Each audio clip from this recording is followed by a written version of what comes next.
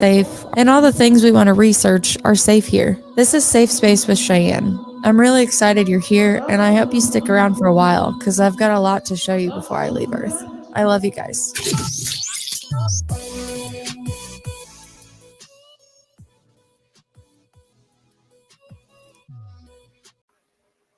Hello, friends. Today I have Cara and James Kerouac. They are best-selling authors, off-grid nomads, and creators of a podcast that blends raw storytelling with spiritual awakening, one of my favorite topics. Kerouacs Cruising, they share conversations and experiences that move beyond surface-level RV life content. They talk about what it means to truly live, how nature teaches presence, how trauma shapes identity, and how healing can happen in a desert wind, a hard conversation, or a quiet moment with your dog. Hello, friends. How are you today? We're doing great. How are you? Thanks for having us on. I'm very excited to meet you. I have had so much fun looking over your content the last couple months leading up to this interview. And I honestly think that you guys, even though there are obviously hardships with any off-grid type living, especially RV living, you're living a very big fantasy that a lot of us in just day-to-day life really dream about. It's our fantasy too. I mean, I think we have to like pinch each other to like remind ourselves that, you know, this is our real life and this was something we've been dreaming of for a long time. It has been a crazy. So before we started traveling, I dreamed of living off grid. And it's amazing how things come together when you put it out there to the universe, I guess we'd say.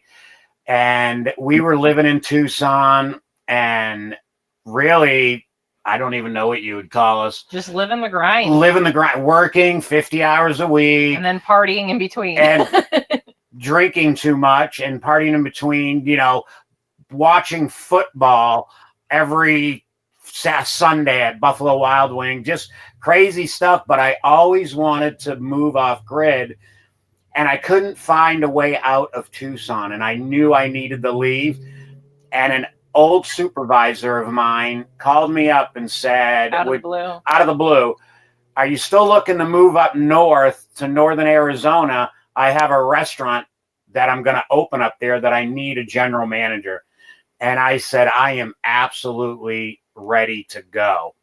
And that started the journey. I didn't even fulfill my commitment to the restaurant. I had a 3-year contract and only worked 2 years because we bought our property and it just didn't make sense. I was traveling an hour to work and it didn't make sense to continue managing restaurants. We have that in common. Not that I was a GM, but I was a service manager for several years. And as rewarding as it can be, as fun as it is to meet everybody, it is extremely soul crushing at times. So asking me what it was, I said, it's like being the lost luggage clerk at an airport some days. That's a good way to describe it. Yeah, as soon as you go up and talk to somebody, you feel like you're in trouble because you're representing the brand and the company and you have to fix it right then. It's the scariest improv I've ever had to do in my whole life. So I don't blame you for bailing after 2 years, especially when you're in the midst of finally claiming your off-grid living dream. What was it like building that? It was, I tell you what, like it was his dream. And it was like, well, if you want to go on this ride with me, that was pretty much, it was like an ultimatum kind. I don't want to say ultimatum because that sounds more aggressive. You know, when we decided that we were going to commit to life together, he told me he wanted to move off grid. And then we kind of hashed out where. And northern Arizona was it, but we had no plan. Like he said, we had no idea how we were going to get there. And then we had that random boss call or past boss.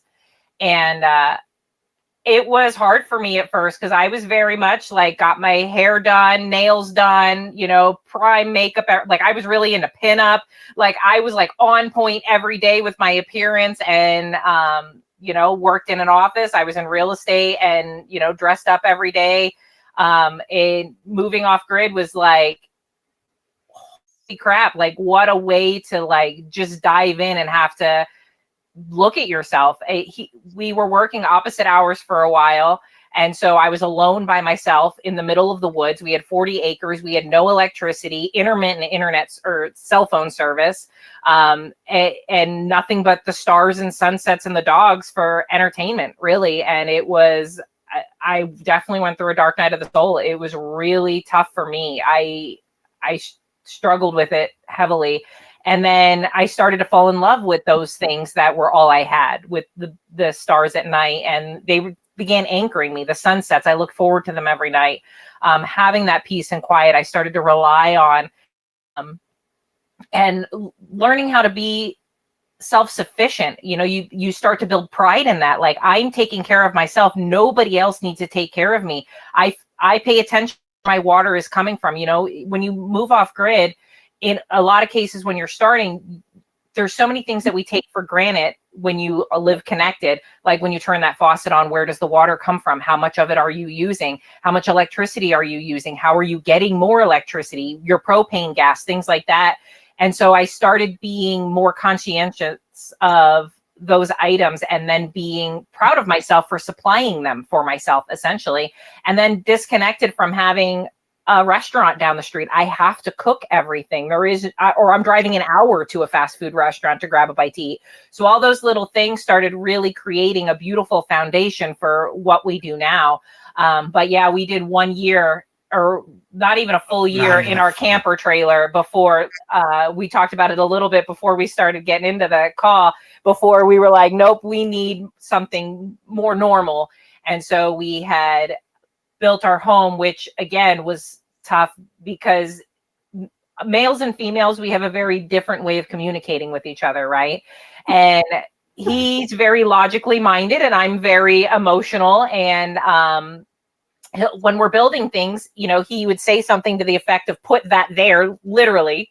Can you do me a favor and put that over there? And I'd be like, put what over where?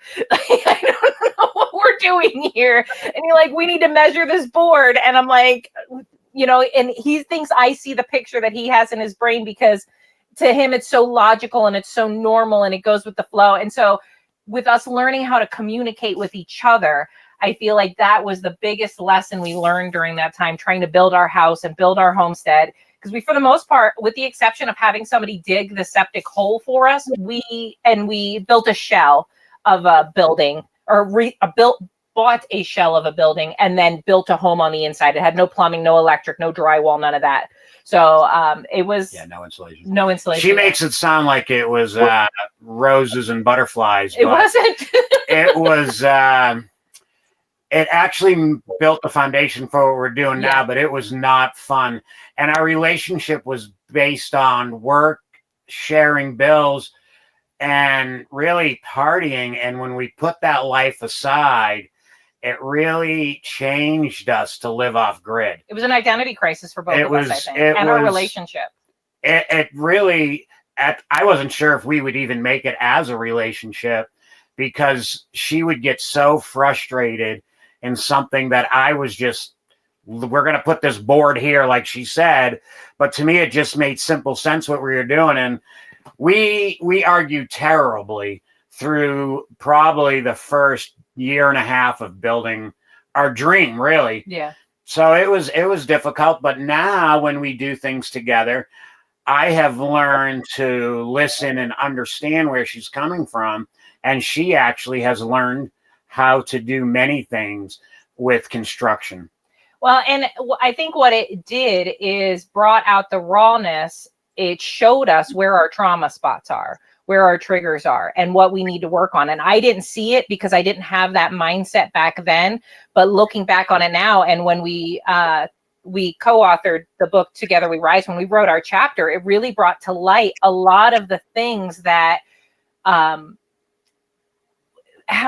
where our trauma triggers were, essentially, and the things we needed to grow through. Like he said, I used to freak out when he told me to do something and I didn't know how to do it because I felt like I was a failure. So why do I feel like I'm a failure? And then digging into those things, why am I feeling triggered emotionally in such an extreme way? So it really, again, created the foundation for the life we're living today to be able to do it the way that we're doing it. And then go ahead. My uncle told me, if you ever want to test your relationship, build a house together. It definitely tests your relationship. Yeah, but I like that you guys have come out on the other side and you've been able to understand that you guys weren't like picking on each other. This isn't like the story of an abusive relationship or anything. It's two people that are really working through almost their shadow sides that they really didn't know until they came together, which I think hopefully a lot of people are in, and we're not dealing with a bunch of karmic relationships around us. But the dreams that you're building together, getting out of the grind, the identity crisis that you're both going through, I mean, that's just so much going on. I think it's so many people avoid that stuff, right? Because they're afraid of it. They don't want to go through those hard things. And that's what we did for a long time. We numbed to avoid that pain. We never had to deal with it before. We were together for 8 years before we had moved off grid, and we had never had any of these problems. And once we stopped we drinking, never really had real conversations. That's Is true. really what it You're was. exactly right. I mean, we would. I mean, I hate to say it, but we literally We would coexisted. drink into numbness, and then we coexisted. Yeah. It really was that, and it's crazy. It's crazy. It is. It's Well, crazy. especially when you get into the topic of like spiritual awakenings, which from your show and from your experiences, I know you're like me. If you see anybody that's had like a revolution in their identity or their spirit like that, you want to dig in. You're like always curious of like, well, who were you before this? Because the person sitting in front of you was not that person either. And luckily drinking's never really been my thing. I really suck at it. I'm 2 drinks in a Waffle House. Literally. Okay. So that's not my thing, but I know plenty of people that drink to numb things. They have so many comforts, especially like what you said, not knowing who cares how much electricity I use. I pay the bill, water, all of that. But then you guys were out on a property where, I mean, if you don't do it, you're really going to go without, and you're going to be extremely uncomfortable. And even in the comforts that you did provide yourself, it weren't the comforts that you were used to having in the 8 years where you were just drinking and had all of the homely things, the football, food whenever you wanted, all of that. So not only did you guys, I mean, my goodness, talk about uncomfortable. The more that the story unravels, I'm like, you guys really went through some shit together and came out kind of smelling like roses on the other side, or at least nature on the other side. Definitely nature. Yeah, well, like as you're talking, I picture me trying to like do the things that you're doing, and like I'm Cara, James is my husband, and I think we would have killed each other because there's so many comforts that I do enjoy that I wouldn't want to be able to get rid of. But my husband is really inspired by your guys' story. He's like, oh, they live off grid. Tell me about it. Get like a blueprint. And I was like, I love you so much, but I will never live off grid with you. He just wants to be like a woodsman and go hack shit up and build shit all the time. And I think that's beautiful. There's a backyard, there's a shed. I'll be in here making dinner in my kitchen. But to continuously like hear these things and picture who you were before, not only with the drinking, because we know what alcohol does to our bodies and the suppressant that it actually is, but how were you able to move away? Like, did all of the off-grid work move you away from the alcohol out of necessity, out of productivity? Or when did you both realize that this was hindering your relationship, your connectivity, and the dreams that you were building? I would say that's been really recent, actually, because we were still drinking pretty heavily up until a couple of years ago. Yeah, I agree. And I really, wouldn't say to the same extent. Yeah, the pandemic got really bad. The pandemic changed us. And we were working inside the Grand Canyon National Park because that was really close to our property.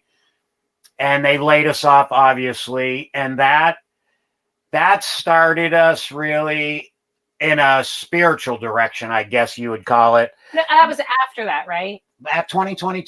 2022, yeah. I'm trying to think of what was the trigger. So we are both conspiracy theorists. So, I mean, the pandemic, I think, ramped that up for a lot of us who identify with that.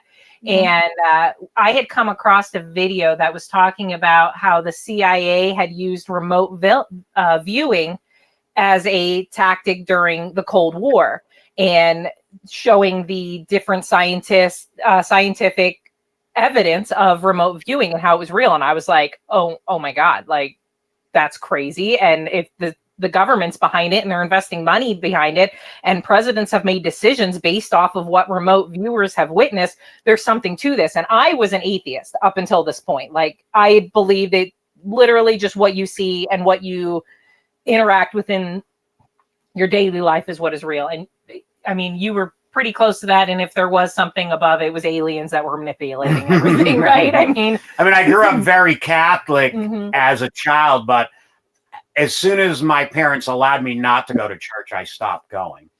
So it was, what brought us to the first book we read? So that's where I was kind of going towards. So we got into that and nerded out on that. And that, basically it was selling a program to start doing meditations to learn how to remote view. And from there, it started talking about the science of quantum physics. And I just dove headfirst into that rabbit hole. And I spent a whole day researching quantum physics, just totally mind blown. Like, this is how our world works. And we just don't realize it because we're all collectively just accepting that this is how things are. So it does work that way.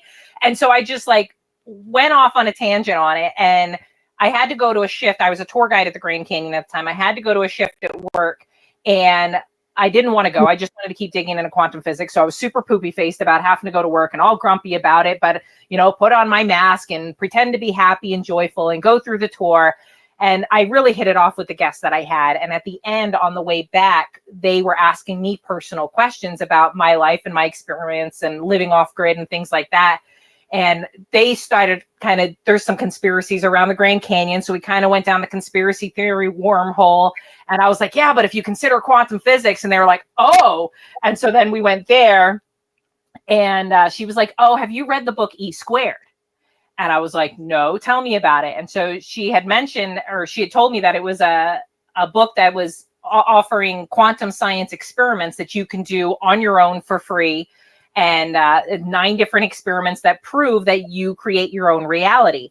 And so we got the book right away and started doing them. And it's been c'est la vie. Since then, we manifested our life. Yeah. I mean.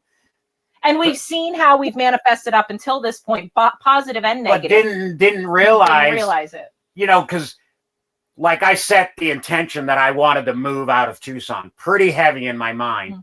And living off grid, all of it. Yeah. And I had worked in the fast food industry for over 20 years, and really for the same company, Yum Brands. And an old supervisor calls me and said, are you still, it was just amazing. When I look back on it now, all the things that happened up until then, we had no idea about manifesting or anything. I just knew in my mind's eye that I needed to get out of Tucson because it was slowly killing me, basically. And I knew I needed to change my life, but not knowing that some of the things that took place, even finding our property, so much synchronicity. So much, yeah, it's just so crazy. And then we read E Squared. We did all those experiments, and it was crazy that they worked. And then it's like you can manifest pretty much anything you want if you really focus on it. And you have to focus on it. And it might not come in a day or 2 days or 5 days, but it does really. We dreamed about a camper 2 years ago. 2.5 years. And I had a utility trailer we were pulling around, but we dreamed about a camper, and now we have a camper. It's just crazy the way it works. So after we read E Squared, I had never really read since I've been a kid, only about work. I never was really reading for enjoyment or even to gain any more knowledge. I only read when I was forced to read through work.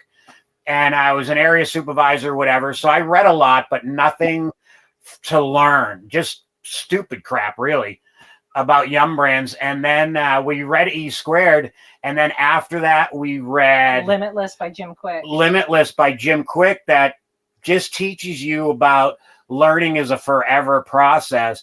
And that reading is a really good tool. And then we read Think and Grow Rich from William Hill. And then from there, who was it? William Hill is Where You Gamble on Horses. What is it? It's Napoleon Hill. Napoleon Hill. I couldn't think of the name. I don't know if that's right, but I don't know what it is. But now that you say Napoleon Hill, that's correct as well. It was Napoleon Hill. So from there, it's just been crazy, really. Mm-hmm. Napoleon Hill has a whole community that I actually had someone tap me in not too long ago. I think I do have that book. Somebody sent it to me online. It is thick with manifestation and quantum entanglement. But it won't say it. It just teaches you how to use it. Yeah. And I know it's because they want to give it to like business people and you have to like appeal to the left brain and most people like that. But it was that. And then there's also the power of something. I can't think of what it is now. And I can't watch the Abraham Hicks books, The Astonishing Power of Emotions. I haven't read her books, but I've listened to a lot of the audio, either like through Spotify or YouTube. I just find her voice so soothing. It's kind of like a nice nanny computer. I don't really know how to say it. I've never heard a voice like that in my life. A lot of it makes sense. I think when I see the mainstream version of manifestation, because you have tons of manifestation coaches, you have a lot of people out there being like, oh, I manifested this and I manifested this. I still think there's this hoopla level of it and there's a real level where the hoopla is like, I'm going to sit down and meditate and I'm going to hold a vision in my head. But then when I go out in real life, I'm just going to do whatever I want until it shows up on my doorstep. Versus manifestation actually takes action. It takes discipline and clearing out all the distractions that are not on your path ahead. And that's obviously easier said than done. But that is one of the hardest things I have had to do to get the things that I want in my life and still pursue the goals ahead is I'm like, what's distracting me right now? Where am I at? And I think that that's the healthy version of manifestation that people maybe can't market as well because it doesn't seem as mystical or as magical. But quantum physics is magic. It's just scientific magic, in my opinion. And I love that everybody that I have talked to that has had some type of awakening and dark night, my goodness, we should scroll back to that really quick because those freaking hurt. We always end up in the rabbit hole of quantum mechanics or quantum physics. And that to me blew away a limiting belief because those are two things that you couldn't have paid me to look into in high school or even a short stint in college. Like when you say quantum anything, I was like, well, I'm clearly not smart enough for that. So then I even identified a limiting belief that like I had to have a certain IQ to be able to even look at these topics. So even in the last 6 years, reading the books that I have, coming across all the resources I have, I'm like, my younger self has to just be ecstatic for me right now that I have just pushed that shit away from me and been like, I can read whatever I want. Maybe some things will take me a little bit longer because some books I pick up are quite dense. And I have things that they say. But when I was reading that article, I was going to bring up those two books that you guys reference because, one, any book that somebody references that changed their life, I'm obviously going to check it out. I'm such a huge book nerd, but I just go by references on anybody. And I actually checked them out before the show. And I put E2 or E squared in my cart. And then Limitless will be in my cart next week. Because if I put it in my cart, I will buy them together. And sometimes, usually every week, a book ends up in the mailbox. And my husband is like, you have another book? So, that's my guilty pleasure to look through all of that. But back to the Napoleon Hill stuff. It is quantum mechanics, quantum physics, and manifestation bottled up in a very nice business term for people in a suit to pretend like they don't know they're doing woo-woo stuff. Exactly. And awesome. he wrote it in the 1930s at the end of the Great Depression, and it was to try to help get America back on their feet. And he had to because nobody else, you're talking a very strong Christian society back there that if you started talking about vibration and law of attraction and energy, that's witchcraft. You can't be talking about that. So he had to, in order to get this out to the people, it wouldn't have touched hardly anybody. It really was genius. He did it in a really beautiful way and packaged it up really nicely. But that we use that system as, the blueprint for how we got ourselves to where we are right now, traveling in a camper around the country.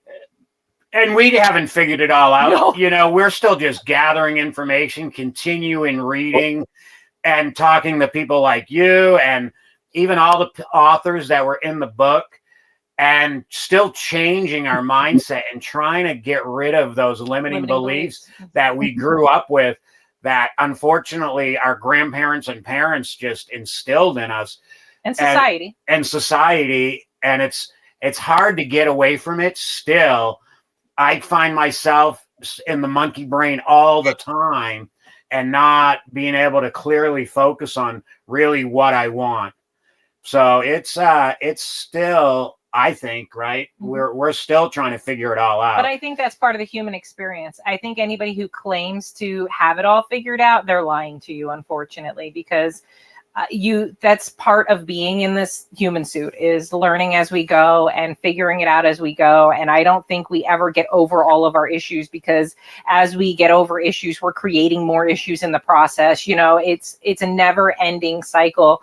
I mean, every day you have interactions with people where you're like, should I have said that? Should I have done that? Did I, push limiting beliefs on somebody else accidentally, because we're all products of our programming, whether we want to be or not. Well, I'm laughing now because I have my first grandson, and he turned 1 July 1st.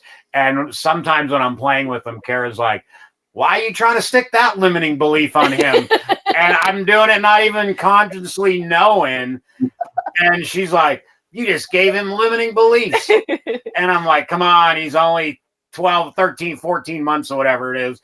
It's funny, but it changes your life, and it changes the interaction that I have with them, because instead of saying no, I'm trying to say, is that the best choice?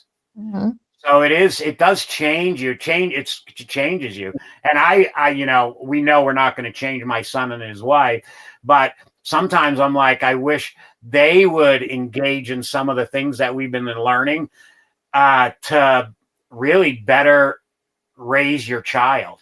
But to take it onto a deeper level, because we're immersing ourselves into it, when you consider the ripple effect or entanglement or any of those things, we know we're affecting them. Yeah, we're going to, whether they realize it or not, they're going to be affected in a positive way. I was going to say, the more that the child grows up, they'll be able to identify with the group that kind of fits them better. It's like you have done and are still doing your work to break your generational trauma that you've identified, and as a grandparent passed it along. But that doesn't mean that your son or his wife, with all respect, has found that programming in themselves or is something that they even want to deal with. And that's probably the hardest part about being on a journey together with you guys, having such compatibility in your awakenings and working on your stuff together, is most people are doing this shit just raw dogging it by themselves. They're not really, they don't have people to talk to about this stuff in their everyday life. They go out and find podcasts like yours or mine or Mystical Mermaid Lounge or Past Life Cafes. Those are two of my friends' podcasts that I am obsessed with, the guests that they bring on as well. And it inspires you to find other authors, to find different modalities, to identify limiting beliefs, or even like, okay, yeah, I have that limiting belief figured out, but am I still projecting it on other people to like make myself feel better that I'm secretly working on it? Because I've had that shit come up too. And I've had moments where I've really had to check myself. But I think the loneliest part about waking up is realizing it really is your internal journey with your path, whatever you're doing, whether you're sharing it with people. And when you want to go out and be like, I found something. I always compare it to like, I quit smoking cigarettes, but everyone around me keeps smoking cigarettes. So I'm like, guys, I don't smell bad anymore. I can breathe deeply in my chest. I can run a mile. You have to quit smoking. And they're just like, I felt the same way when we got healthy and we started eating good food. We tried to push it on everybody. All over everybody. Like, come on, start eating whole foods, start cooking for yourself. You guys, you're going to feel so much better. Come on. And you want to scream it from the rooftops, because especially the people that you love, you want them to feel as good as you feel. And I feel like you said, the smoking, the health, the spiritualness, it's the same thing.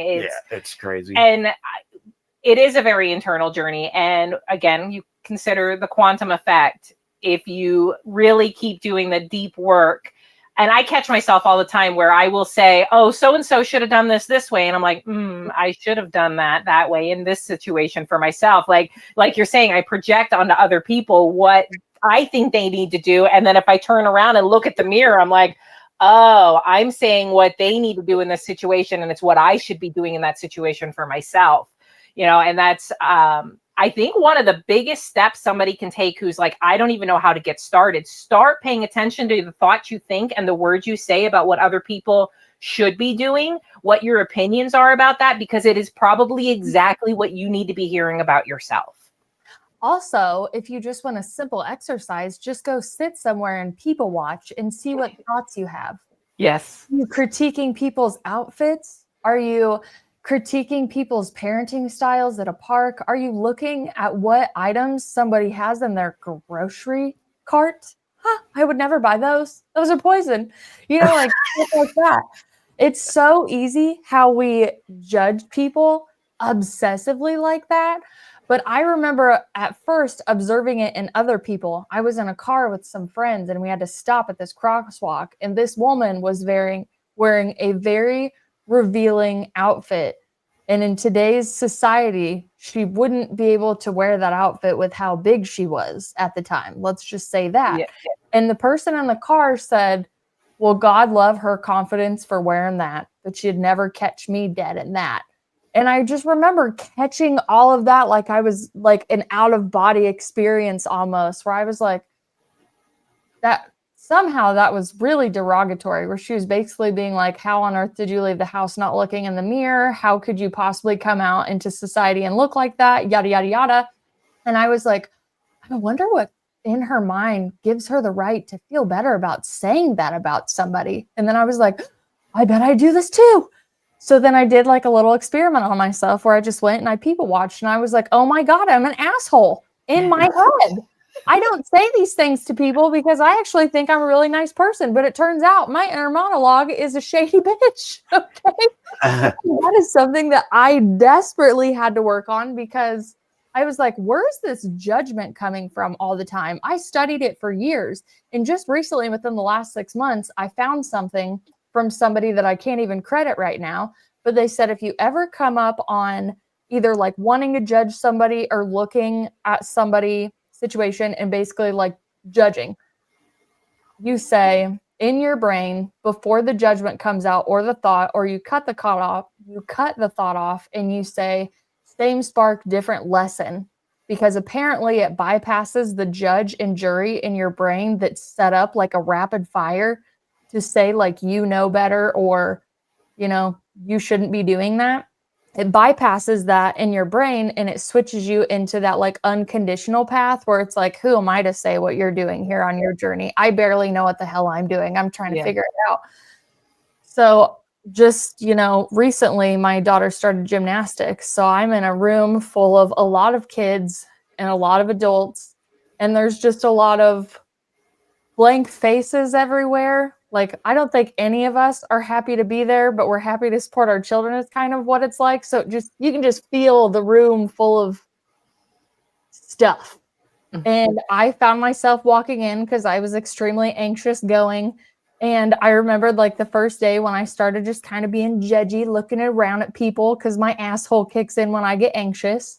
And I was like, oh God, I'm doing it again. I was like, same spark, different lesson, same spark, different lesson. And I was like, just saying it over and over like a mantra, just so I could be like, you have no reason to judge all these people. And then like self-identifying with myself, I'm like, I'm just anxious because I'm out around a bunch of strangers and I'm pretending like I'm somewhat of a soccer mom, but I don't want to be here. Yeah. I just recently read a book. It's called The Untethered Soul. And it's about, really, in my opinion, it's about how your subconscious plays tricks on you, right? Basically. Yeah. And it really lies to you over and over and over and over again, and how to get away from that. And it's so true. It's so true. And it's just like you say, I love people watching, for one thing, I'll say that. But it's the worst thing because you judge everybody that goes by. You judge the way they walk. You do. Subconsciously, you're like, what's that guy walking like that for? Or why they have that weird hat on or something? So I definitely have found that and really trying to change it. And one of the things, I grew up with brothers and whatever. We're just tough guys, I guess you'd say. And I'm trying to live more love over fear and love over anger. When I used to, the first response I had in conflict was, all right, let's fucking duke it out. Sounds very modern day masculine, out of balance. Yeah. Yeah, I know men like that. And I've been really trying to change my focus. And I had a friend that recently reached out to me, and he's struggling. You guys grew up together. But we grew up together, and he's struggling with life. And, his kids, our kids are the same age, 34 and 35. And he's like, my kids don't see me anymore. I'm kind of lonely. I need to get out and do a walkabout. I was like, you do? And you got to change your perspective. I told him the book, The Untethered Soul, but I was like, the biggest thing that I'm learning in life is love over and anger all day long. I think that's a really big message that a lot of people come to in any sort of self-work, inner work transformation. And I always point it back to the artist. I've said this in like 10 episodes. So if you continuously listen to it, you're like, wow, Cheyenne, you say the same thing. But the artists have always been telling us in music. They have. About love, when it's been painted in love, when the Beatles were like, all you need is love.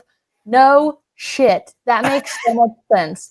But it's amazing how different music is when you have this different perspective. You're like, oh my God, I've heard this song my whole life. And never understood it. I never understood this message. Yes. I went back to so many like artists that I felt like were breadcrumbing me. Like they're really messengers, right? They're frequency carriers in my opinion, but they're messengers.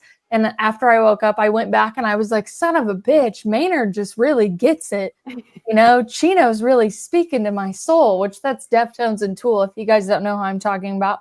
But yeah, love is a really big thing. I went down the rabbit hole of the difference between like unconditional love and conditional love, because when we're speaking about love, people still need to know the difference. Have you guys ever read Conversations with God? No. We're going to write it down now. Okay, well, there's 3 books and talk about a freaking rabbit hole. So basically, I'll give you the gist of it so I can get to the part that I want to get to. Is this guy's having like a really shitty life, like to the point that he's basically homeless at one part, and he, bows down and does this thing where he's kind of mad at God, and then he starts like channeling a conversation between him and God. And when he realizes he's talking to God, he starts asking all of these amazing questions in this conversational format for 3 books. And there's 2 things that stuck out mostly to me from reading it. And one where he was like, well, if you're God, like, why aren't you stopping all the suffering? Why aren't you starting this? And it goes into, you come from love. You know that you come from love. You forget when you're incarnated here. So if I incarnated you in a world with just love, you would never know what love is because you don't have the contrast.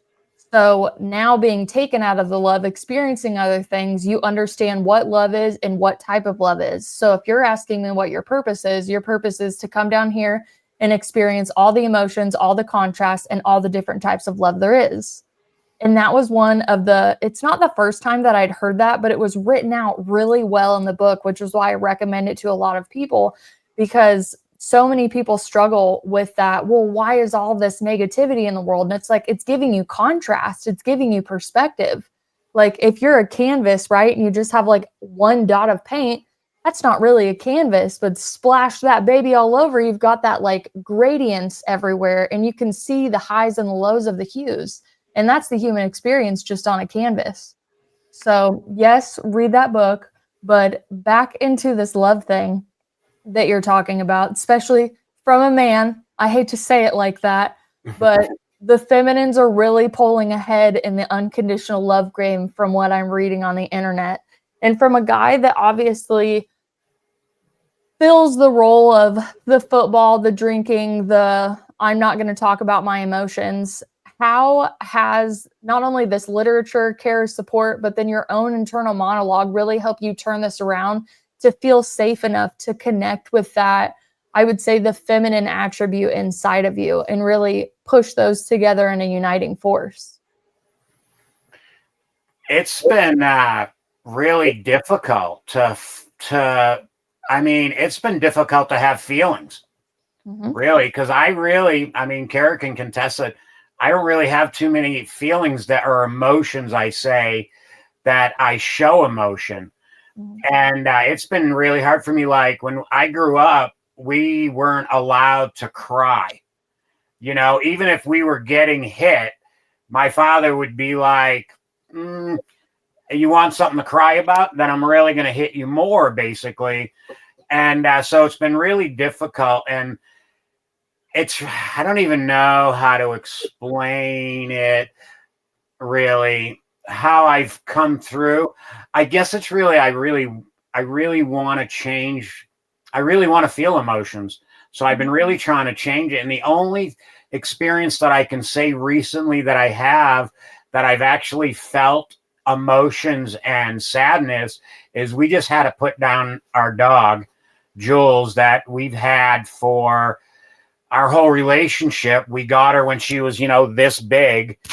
And it was really difficult. And we stayed in the room and patted her until, they gave her the least lethal dose. And that was probably the first time I cried in a long time. Yeah. And probably since Cara's known me. I remember you crying another time, but I can't remember the specific.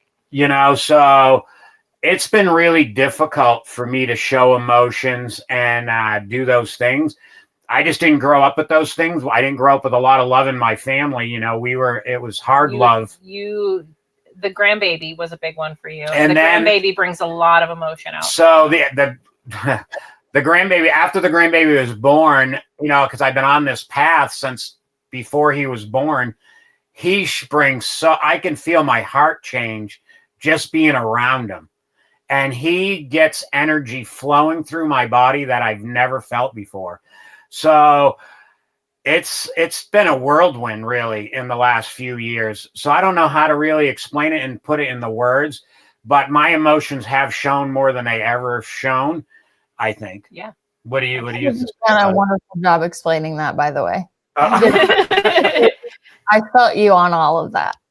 I think from the partner perspective, I think the biggest thing is, and it's been hard for me because we're both, we both grew up in narcissistic, traumatic homes. And so we've had a lot of relearning of how to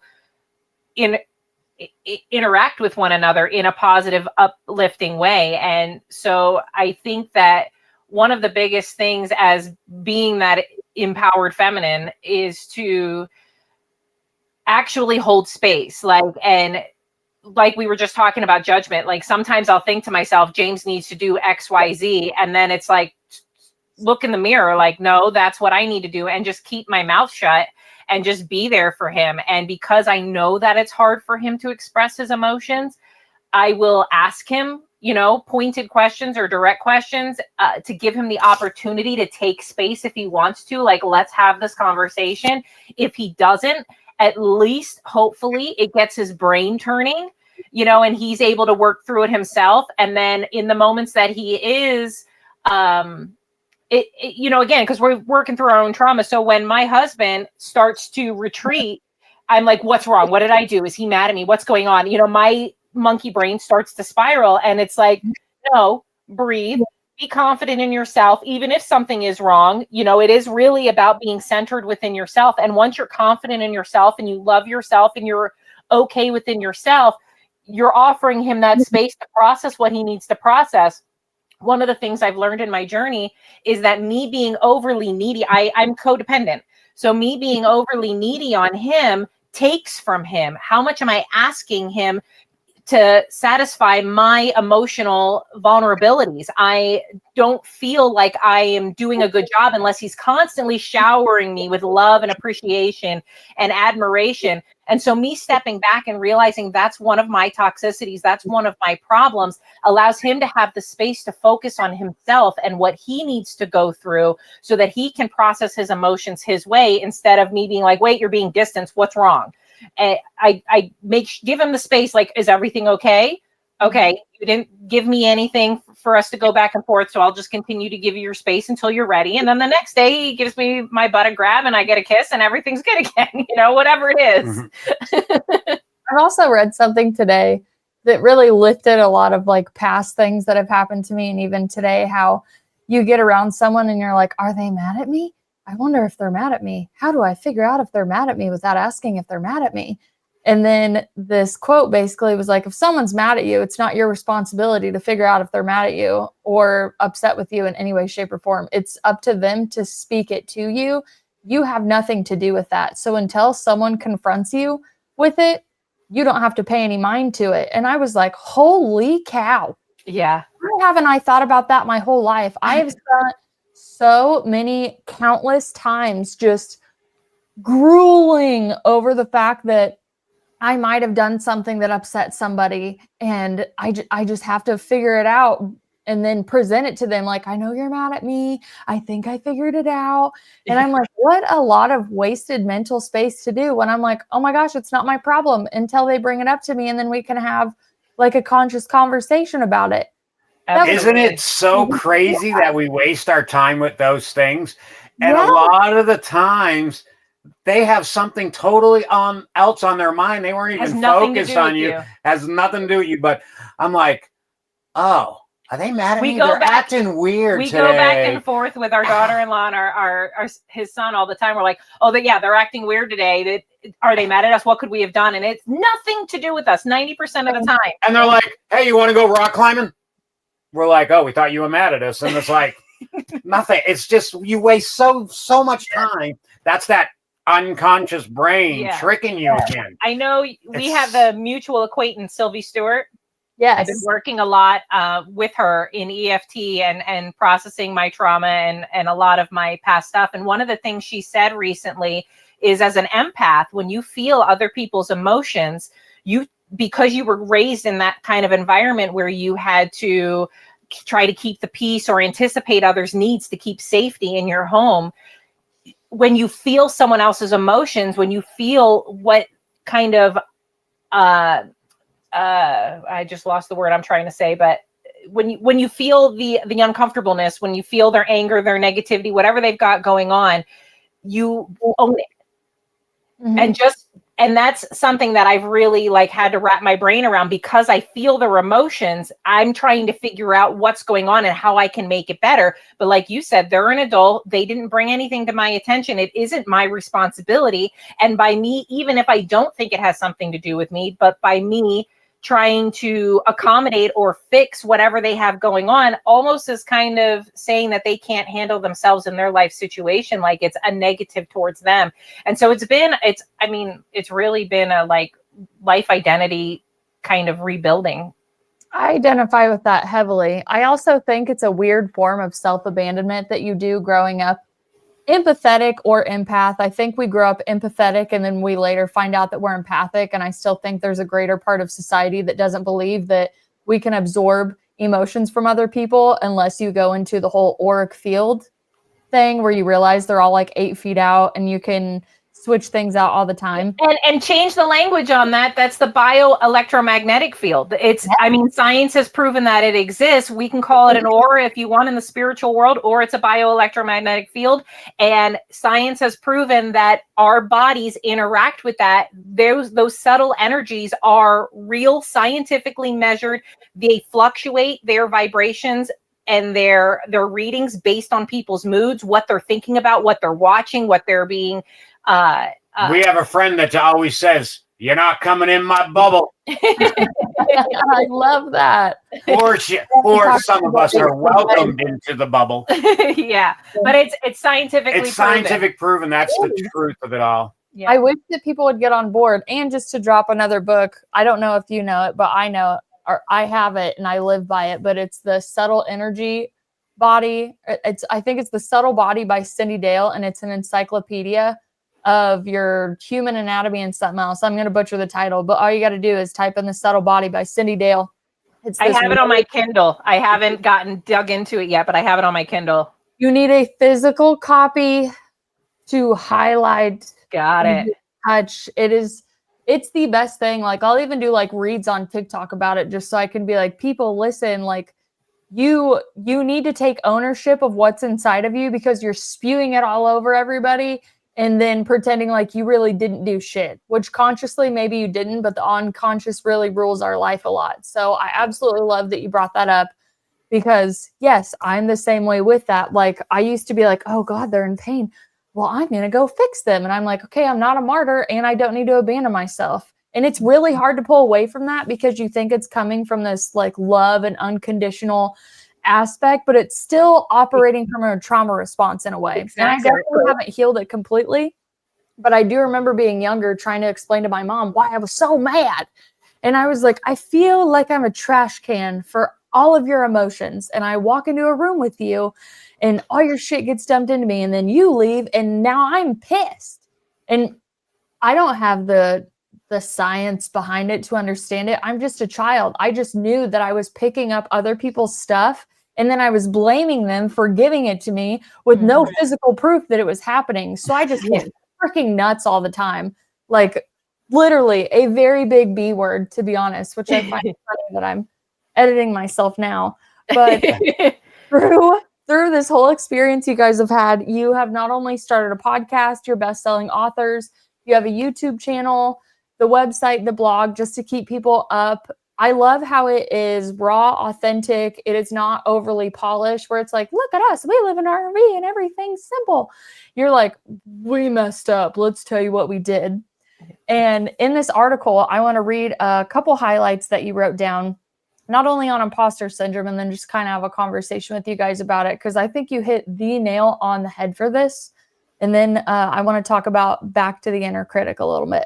So in this article that I will link below, if anybody would like to read it, they say imposter syndrome is a byproduct of perfectionism and old programming.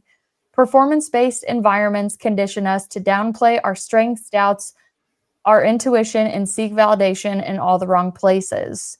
Another definition of imposter syndrome, or an example of what it did to you, is twisting perception, filtering feedback through fear. And then finally, you said to overcome it, you said you were done waiting for permission to share the truth of your life experience. We create because we must, not because we seek applause. I wrote that down, and I kind of want to turn it into a poster on my wall, just so when I have a bad day, I can read these words, because these are evidence of true soul work, and understanding that these are things that in a way still bind us all as humanity. Not one person on the earth has not felt these emotions, but to have these written out, so I don't even have the word for it. I just fell in love immediately when I read this article and saw the way that you guys have described imposter syndrome, because I've had my own ways about it, but this was just almost like melodic to me. I was like, this is everything I feel. But I feel okay reading these words to identify that my imposter syndrome kicks my ass all the time. And then I'll revert back to, well, why are you doing these projects in the first place? Why do you love? And I'm like, I have to. It's in me. I have to do this. But I also have an inner critic in my mind, which I found out yesterday. I should have named him months ago. So today I named him Stanford. So anytime I have that voice in my head, I'm like, thank you, Stanford, go away.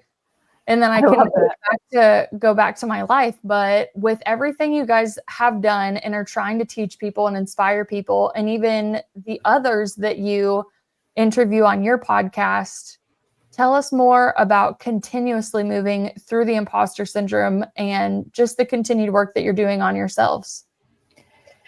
I think the biggest thing, and I'm actually in the process of editing our episode that'll come out Wednesday, where we interviewed a beautiful friend of ours, and she wanted to reached out to us. She interviewed us at the beginning of our journey. Yeah. And she reached out to us wanting to be on our podcast because we inspired her as she's going through her midlife journey to just take more extreme steps than she probably would have otherwise, according to her. And it's talking to people like that and being in this journey in the book and realizing that the people who look like they've got their shit together the most have the biggest shit show going on behind them. They're just working harder to make it look like they've got everything going on right on the outside. And I think so many people are done with seeing the fake show. Mm-hmm. And when you start digging deeper into knowing these people and knowing their relationships and knowing their struggles and having these deeper, more open conversations, you start to realize that you're not alone. We're all going through the same struggles. And so we use that a lot, and not in a negative way, not like, oh, look at her shit, I'm doing better. Nothing like that. It's more of a, I really admire this person and I love what they're doing. And I know what they have going on behind the scenes because they've been honest with me. And I'm still seeing them go out and do these amazing things, even though they feel like they're an imposter, even though they feel like they have no right to be on the stage that they're standing on. So why shouldn't, and they think I'm great.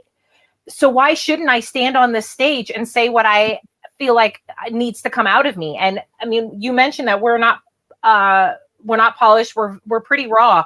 And we have very conversations like you do when we do our interviews. We really we have a few things that maybe we want to try to make sure we touch on.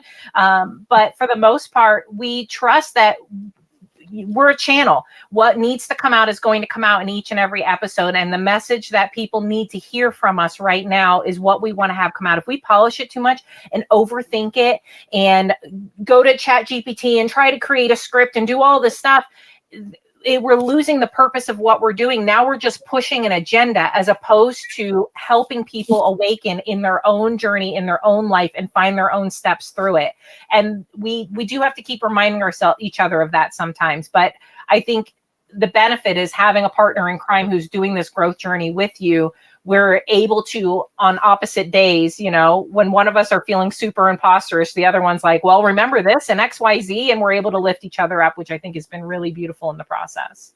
And that is what it is. I think having two people that we can collaborate on is so important for us right now, because I'm 54 years old and learned more in the last 2 years than I did the last 30 years. It's crazy to me to put it in words, but I feel so much lighter. I feel so much more loved than I ever have before. So we're trying to move people in that direction. We're trying to move people to understand that you can go after whatever your life dreams are. It doesn't have to be off grid. It doesn't have to be off grid. It doesn't have to be traveling in a camper. It's whatever you felt when you were 10 years old that you wanted to do, or 15. And like, I never thought I was going to be a fast food manager for 25 years. That's not what I envisioned when I was 10, 12, 13 years old. Them things happened because society pushed me to do that. Or whatever it was, I felt that I needed to do that. You needed to put food on the table. And I needed to put food on the table. And I don't think that I had a bad career. I know I helped many people. And for a long time, it empowered me to help people. I really like that part about being a manager and a trainer and helping people. So it's just on my own terms. I still want to help people. I still want to train people, but it's on my own term. And we just want to push people to know that you don't have to live by the society norms of life. You can do anything you want if you put your mind to it. And one of the things, I read this book, Jack Kerouac book, mm-hmm. Dharma Bums, and I tell people that that's how I want to live, as a Dharma bum. And I never knew it my whole life until I read his book. And now I'm like, I am a Dharma bum. I'm going to live my own way. And everybody can live their own way, whatever it is. We don't have it figured out. It's not like we have $1 million in the bank. We figure it out day by day, mm-hmm. step by step. We have no income. And book by book. Yeah. Really. Absolutely. And one of the things I want to touch on, because we do lean very hard in our journey on each other. But even if you're going through the journey, like you feel like you're on your own, like maybe you're healing, but your partner isn't, or maybe you're learning that maybe your partner is part of the toxicity in your life, that can feel very isolating.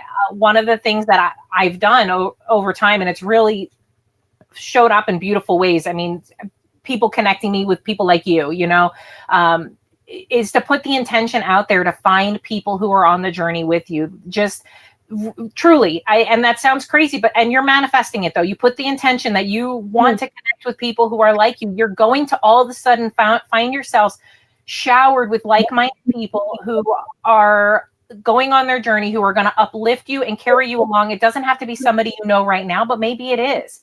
So some people are very shy about talking about these sort of things, that they're on these inner journeys, because they're not pretty.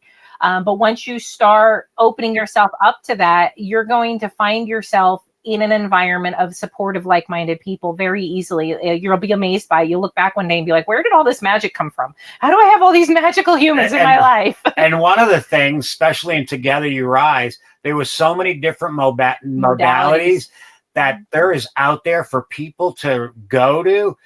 So if you are, and we've talked about it in other podcasts, if you are alone and you don't know how to begin, you can start with any modality and start connecting the network. And start connecting. It's about getting out there and doing it, really, and not being scared and losing that imposter syndrome, which I still struggle with all the time. I don't think it ever goes away. Yeah, I don't think it ever goes away. It's about, and if you said it perfectly, it's about naming your unconsciousness and telling them to go away. I'm going to name mine now, so thank you for that. Hey, I got it from Julia Cameron book. It's the Artist's Way tool book. She did the Artist's Way. It's a 12-week program you can do to fill your well back up. But then there's also a toolkit that I found at my public library, and I read that on like page, I don't know, 50 or 60 yesterday. She named her inner critic Nigel.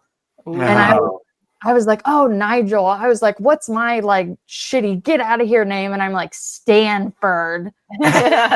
We have like Stan on like Golden Girls, Dorothy's ex-husband. So I kind of did it off that, where it's like, oh, get out of here. So yes, name your inner critic. So when it comes in, you can just be like, doors that way, bud. I got work to do.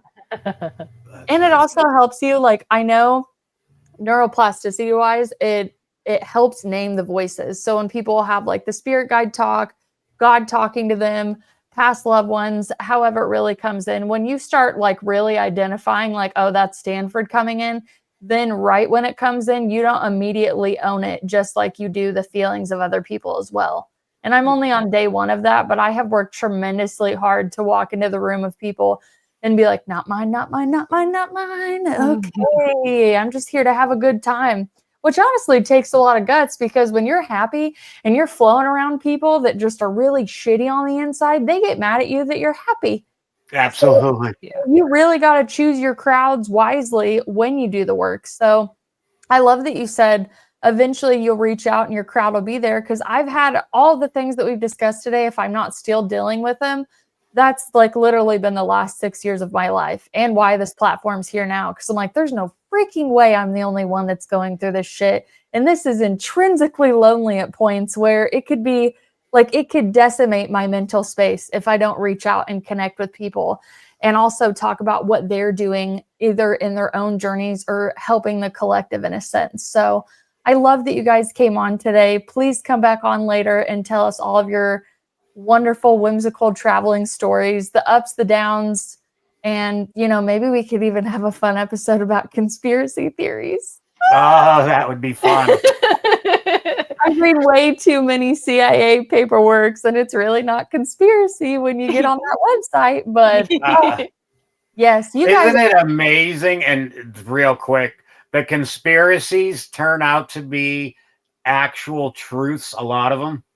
Or there's a lot of truth where the conspiracy or a lot of truths where they come from. Yeah. And your conspiracy friends aren't just wrong; they're just early. Yeah. That's when I read that. Which I know one day or other we're going to come to Kansas City. Do it. I would love to. I will show you all my favorite places. Although I will tell you, my favorite place is the public library. but it's a big old place downtown. You have to see. Most of the places I eat are mom and pop shops that have been around forever. So, you know, I'm sure there's plenty of places you can look up and go, and I would be happy to go. But all like my bookstores, I have to like climb over stacks of books to find the goodies. I'm just an old thrifter, yard sailor, and antique collector. So I really just, I'm always looking for the off the beaten path. So if you're up for a little tour like that, please come over. I would love to see your guys' whole setup, and I'm sure my husband would absolutely love to talk to you all night about living in an RV and try to convince me that we're doing it as well. Maybe we'll convince you that it's doable. I don't know. You haven't met my daughter. She bounces off the wall like an Energizer bunny in this house. I could not imagine her in an RV. I was gonna say that's why you throw her in the forest. Well, yeah. Well, there's a convincing argument. Maybe I just throw her out there. Oh, She shit. can hug some trees. She's a big tree hugger. Yeah, All I right. asked her to not touch certain things. She's a big nature girl. I definitely am. But like I said before we started recording, it's just the spiders and the wasps that I'm really not a fan of. The bees I'm getting better at because I heard that maybe the bee's not out to hurt you. Maybe it thinks you're a flower. And I can go with that based on the hertz frequency that they vibrate out and hopefully what they think I'm vibrating at. But wasps, I don't get your freaking purpose. Just like a scorpion. So, yeah, I'm trying to be like all loving as much as I can all the time. But then when I meet a wasp, I'm like, what are you doing here? Like, why do you exist? What's your point? Okay, you're mean and you're aggressive for no reason.